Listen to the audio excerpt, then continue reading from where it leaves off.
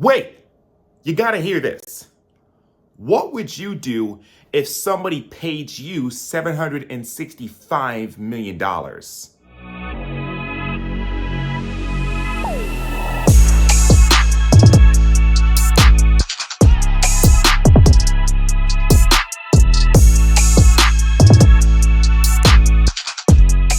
What's going on, everybody? How's everything going? What's good on the internet? What's good in sports? What's good in life? The name's Akeem Balaam. And, and as I said in my intro, what would you do with $765 million? What if somebody at your work or some, whatever, just random, I guess you could say, said, hey, come over here, come to the side. I got an absolutely really, really good opportunity for you. And I'm going to pay you over $750 million. What if somebody offered that to you? Well, when you got Steve Cohen type money, you can pretty much do that. And that is essentially what just happened in the Juan Soto talks. So reports are that Juan Soto is indeed going to the New York Mets. And the contract is indeed going to be for 15 years, $765 million. This is more than the Shohei Ohtani deal that he signed with the Dodgers. And remember, with Shohei, all that money, a good portion of that money is deferred. Juan Soto was like, Steve Cohen, I want my money now. I want my money now, and he is going to get it. Juan Soto wearing the blue and orange of the New York Mets for the next 15 years. $765 million. Wow. That goes without saying. That is a lot of moolah. I mean, you can afford a Midtown penthouse with that type of money.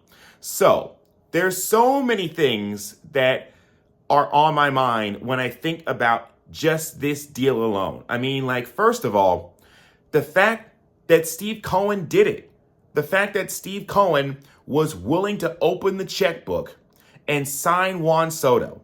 I mean, he wanted Juan Soto so badly that he opened the checkbook and signed this dude to the richest contract in the history of sports. $765 million. I am still having a hard time wrapping my head around that completely just crazy number. Just a crazy number. $765 million. I know that there's a lot of folks out here that are getting their young kids in the batting cage looking at that Soto contract because they see baseball's where the money's at. And you want to know why? A big portion as to why baseball is indeed where the money's at. First of all, because it's Steve Cohen. The guy's loaded. But also, notice that the teams that are able to do these deals, when you think about the teams that were in on him, it came down to the Mets, the Yankees, the Red Sox, the Blue Jays, and the Dodgers. Now, there's a little bit of me that believes that the Dodgers, because when you think about it, the Dodgers didn't necessarily need Juan Soto. I mean, the Dodgers, they just won a World Series, and not only did they win the World Series, they beat a team that Juan Soto was on in order to win that World Series. I mean, the Dodgers, they got Shohei Ohtani, they got Mookie Betts, and they got Freddie Freeman. So they didn't necessarily need to land Juan Soto. I mean, he was, he would have been a great addition, obviously, but it's not like they necessarily needed Juan Soto. So there's a part of me that believes that, and I could be wrong on this, I could be, correct on this, but there's a part of me that believes that Juan Soto, the Juan Soto to LA talk, I really believe that a lot of that was more Scott Boras, because if it's one thing that we know about Scott Boras knows how to work the field. Scott Boras understands the Dodgers got money. Scott Boras understands that the Dodgers make a lot of money through their regional sports channel, as do the Yankees, as do the Mets, as do the Red Sox. So Scott Boras, in my opinion, I think, because he is Juan Soto's agent, Scott Boras, it sounds like to me, was only using the Dodgers for leverage. He knew that if he could create something where the Dodgers were supposedly in on Juan Soto. Of course, that's going to create a climate where everybody else has to say, oh, wow, if the Dodgers are in on Juan Soto, then that means the Yankees got to up their price. That means the Mets got to up their price. The Red Sox got to up their price. The Blue Jays got to up their price. The Phillies, it was reported that even the Phillies had a meeting with Juan Soto, so they would have to up their price too, if indeed they were in on these talks. So Boras understands how to work the refs, and he knows how to get the best possible deals for his clients. So I think that's what a lot of what was going on with the Dodger talk. But notice how when it comes to a lot of these deals, that the teams that are in on a lot of these contracts are usually teams that make a lot of money through their regional sports channels. You have a lot of teams out here that really aren't making all that much money through their regional sports channels, and that's why the whole regional sports network industry has been in limbo. But yes, the Yes Network, which is what the Yankees got, they're doing fine. SNY, which is what the Mets got, they're doing pretty good. Nesson, which is what the Red Sox have had, and they've had it for a pretty good bit of time, they're doing fine. Well, maybe they're not doing so fine on the field, and maybe they're not doing so fine with Gate because Red Sox fans are upset because they feel like the organization has gone cheap, but they're still doing pretty well money-wise. Same with the Dodgers. They're doing well money-wise and with results. And I mean, they just won a World Series. So that's one thing for sure that we've seen with these regional sports channels. I mean, the Cubs, who have the marquee channel, they're doing a lot of the same things. So teams that have their own regional sports networks that they own and operate, or they have a pretty good, stake in or whatever, I guess you could say, they're the ones that are head and shoulders money-wise above the teams that are stuck, in FanDuel Sports Network hell. Was formerly the Fox Sports Networks, was formerly the Bally Sports Networks, now they're FanDuel. So that's another thing about this. But one thing that has been absolutely just fascinating to watch has been the reactions of Yankee fans. And I'm going to get to that in a little bit. But I do believe that when you think about it, the biggest loser out of those teams, I think, is the Red Sox. Because the Red Sox, they needed something. Yeah, they have Rafael Devers, but the Red Sox needed something to inject, they need a shot in the arm. And I ain't talking about steroids here, but they needed, they absolutely needed a shot in the arm for sure, because Red Sox fans, Red Sox Nation has become so frustrated with the direction of the franchise. They feel like the Red Sox organization and ownership doesn't really care all that much about winning. They feel like they've gone cheap. So it's a situation where I feel like out of the teams that were supposedly in on the Juan Soto talks, they needed Juan Soto to inject some life back into that fan base, and seeing Soto decide to sign with the Mets is not exactly going to inspire a lot of confidence in that fan base. Now, Red Sox Nation can kind of, he didn't go back to you at Yankees fans because he'll be a Met instead of a Yankee. But at this point, Red Sox fans, they probably shouldn't really be worrying all that much about the Yankees. They should be trying to build back up their team before worrying about the Yankees. I mean, the Yankees were in a World Series this past season. So I would still much rather be the Yankees much rather than the Red Sox right about now. But speaking of the Yankees, and I was just about to get to this, but speaking of the Yankees, it is so hilarious. It is so hilarious to read the reactions of Yankees fans as a result of this news. It is amazing to me that it just seems as though that Aaron Boone, Brian Cashman, and Hal Steinbrenner cannot do any good in the eyes of Yankee fans, because neither of them have that win at all cost mentality that Big Daddy George had. And that's the thing that I feel like a lot of Yankees fans are failing to cope with.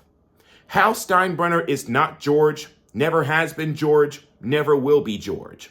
And then on top of everything else, we got to understand, Hal Steinbrenner, according to what's been put out there, he offered $760 million to Juan Soto for 16 years. So basically, these deals that were being offered in the direction of Juan Soto, these were life time contracts. But I feel like a lot of Yankees fans just don't seem to comprehend the idea that it's not the 90s anymore, that it's not the early 2000s anymore. And by the way, when the Yankees did outspend everybody, that was 2004, because that's when they made that big deal with Texas to get A-Rod, and they traded Alfonso Soriano to the Texas Rangers.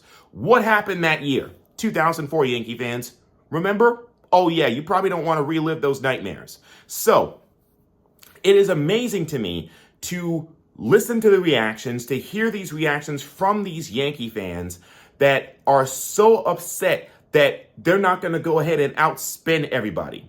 I mean, it's just absolutely amazing to me. I mean, so much of the sport is analytics that really and truly, if you have a really good analytics department, you don't need to outspend everybody. Now, you could be the Dodgers and try to outspend everybody, but we got to remember, the World Series 2 years ago was the Texas Rangers and the Arizona Diamondbacks. Not exactly two teams that are head and shoulders above everybody else in terms of payroll. So that's another one of the things that is just so fascinating. It's just amazing to me how Yankee fans seem to have this mentality where it's like, oh, if Steve Cohen's going to offer $765 million, then they feel like Hal should offer $770. Well, if Hal offered $770, then Cohen was going to go to $775. Okay, well, they would have wanted Hal to go to $780. Well, Steve Cohen was probably going to go to $785 or $790. The bottom line is that it is a different era of baseball. Like I said, first of all, the sport is so dominated by analytics. Analytics drive so many of the decisions on the field, in these front offices with these GMs. So much of it is analytics. And a lot of fans simply are not smart enough to understand analytics. That's number one. Number two, you have owners out here that have money that are actually willing to put their money where their mouth is. Look at what the Phillies did in recent years, getting Bryce Harper, getting Trey Turner. Look at what the San Diego Padres, considered a small market team by baseball standards. Look at what the San Diego Padres have done by signing Fernando Tatis and Manny Machado to big deals. So you have owners out here that that have a lot of money, and they're actually willing to spend that money. And hey, you can spend as much money as you want in Major League Baseball because it's an uncapped sport.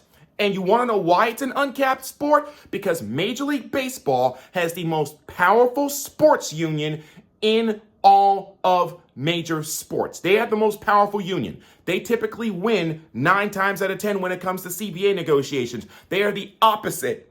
They're the opposite of the NFL union. The NFL union, the NFL Players Association, is the Washington Generals of major professional sports league unions on this continent. Whereas the baseball union is very powerful. It's why there's no cap in baseball, and it's why the Mets, it's why Steve Cohen can go out there and open that big checkbook and back a full caravan of Brinks trucks in front of Juan Soto for him to sign on the dotted line, for him to be playing in Citi Field as opposed to Yankee Stadium. So I just sort of feel like Yankee fans, they just need to chill. You just went to a World Series last year. It was the first time that you even gone to a World Series ever since 2009 when you beat the Phillies that year. So some of you Yankee fans out here need to chill. You're still going to be okay. And if it's one thing that we know about the Yankees, they're not cheap. I mean, you can't be cheap. The Yankees still make a lot of money.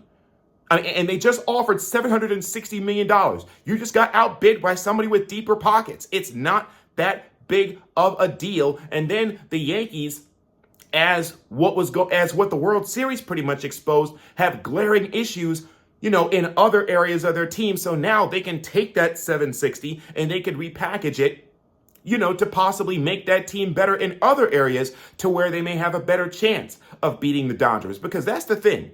Everybody in baseball now is chasing the Dodgers. The Dodgers are the hunted. Everybody wants to be the LA Dodgers because they're going to be going into 2025 as the defending World Series champions. And that's why folks have been saying, oh, Steve Cohen may not necessarily be done. Of course he's not done, because Does the Juan Soto deal make the Mets better? Absolutely, the Juan Soto deal makes the Mets better. It probably makes them favorites to win the National League East because we don't know what we're necessarily going to get from the Phillies.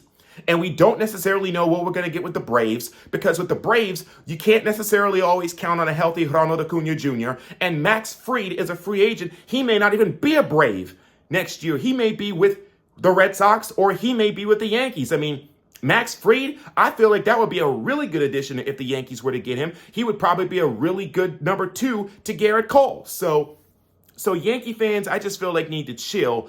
Yeah, you may have lost Juan Soto to your crosstown rival, but it's not like the Yankees are going to go mid just because they lose Juan Soto. So it's just fascinating to see these reactions from some of these Yankees fans that are coming in. But I had to get that off of my chest. I just wanted to come on here and react to this huge news. I mean, like, it's not every day, in fact, it's never been in history, that somebody has signed such a contract, but this is a big deal.